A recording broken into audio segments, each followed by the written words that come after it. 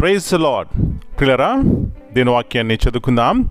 పరిశుద్ధ గ్రంథంలో నుండి కీర్తన గ్రంథము 29వ అధ్యాయము 4వ వచనం.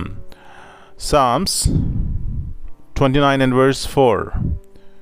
యెహోవా స్వరము బలమైనది, యెహోవా స్వరము ప్రభావము గలది. The voice of the Lord is powerful. The voice of the Lord is full of majesty.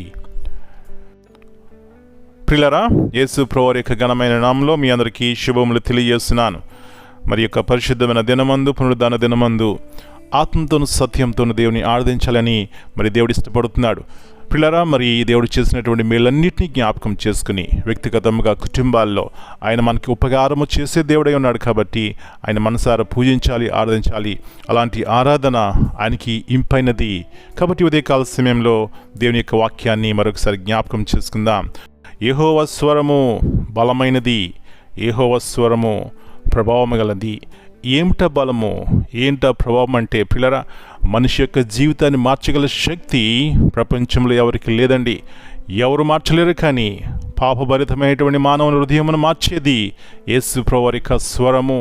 ఆయన మాట ఎప్పుడైతే మనకు వినబడుతుందో, ఆయన స్వరం ఎప్పుడైతే మనం వింటామో, మన అంతరంగ హృదయము పరిశుద్ధపరచబడుతుంది. అంటే పాపము నుంచి, శాపగ్రస్తమైన జీవితం నుంచి విడుదల కలుగుతుంది.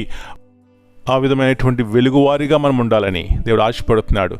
అలాంటి కృప దేవుడు మనకు అనుగ్రహించును గాక. ప్రార్థన చేసుకుందాం. ప్రియ పరలోకపు తండ్రి, పరిశుద్ధమైన దేవా, ఈ యొక్క నూతన ఉదయకాల సమయాన్ని బట్టి మీకు వందనాలు చెల్లిస్తున్నాం.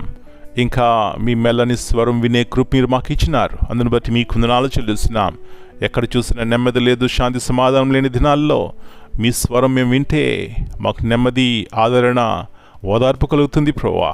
కాబట్టి ఉదయకాల సమయంలో అంటున్నారు, నా స్వరము బలమైనది. అవును నాయన, మీ స్వరం మేము విన్నట్లయితే అది మాకు ఆత్మ సంబంధముగా, శరీర సంబంధముగా బలాన్నిస్తుంది.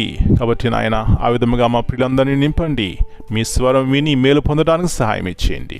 మరొకసారి మా పిల్లలందరినీ దర్శించండి, జ్ఞాపకం చేసుకోండి, కుటుంబాలను దర్శించండి. ఉన్నటువంటి ప్రతి లోటును ప్రభువా యేసు ప్రభువారి యొక్క నామములో తీర్చబడును గాక. ఆత్మ సంబంధమైనటువంటి ఆనందము, శరీర సంబంధమైనటువంటి మేలులతో ప్రతి కుటుంబాన్ని నింపి ప్రభువా మీరే ఆదరించి ఆదుకోమని మనం మీ చేతిగా అప్పగించుకుంటూ పరిశుద్ధమైన దినాన్ని ఆత్మతోనూ సత్యంతోనూ మిమ్మల్ని ఆరాధించే కృప దయచేయమని మీ ఉన్నతమైనటువంటి శిలువ ప్రాణం బట్టి కృతజ్ఞత ఆశలు చెల్లిస్తూ ఈ దినమంతా కూడా మీ క్షేమము, ఆరోగ్యము, బలముతో ప్రతి ఒక్కరు నింపమని యేసయ్య అతి పరిశుద్ధమైన నామమును బట్టి ప్రార్థన చేస్తున్నాను తండ్రి. Amen. God bless you all.